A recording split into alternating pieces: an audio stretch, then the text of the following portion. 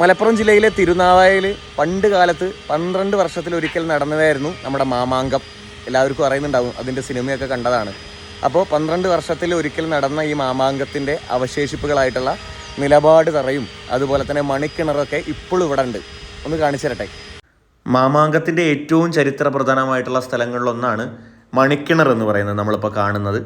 അതായത് സാമൂതിരിയോട് യുദ്ധം ചെയ്തതിന് ശേഷം ആ ചാവേർ പടയാളികളെ പൂർണ്ണമായിട്ട് കൊന്നൊടുക്കിയതിന് ശേഷം കുഴിച്ചു മൂടിയിരുന്നത് ഈ ചെറിയ കിണറിലായിരുന്നു.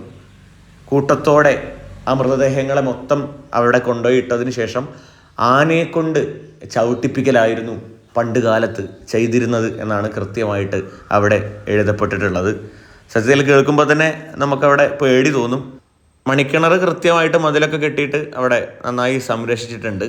അതിനുശേഷം ഞങ്ങൾ കണ്ടതാണ് നിലപാട് തറ മാമാങ്കത്തിൻ്റെ ഭാഗമായിട്ട് സാമൂതിരി അവിടെ കയറിയിരുന്ന മറ്റുള്ളവരെയൊക്കെ നിയന്ത്രിച്ചിരുന്ന ഒരു സ്ഥലങ്ങളിലൊന്നാണ് നിലപാട് തറ എന്ന് പറയുന്നത്.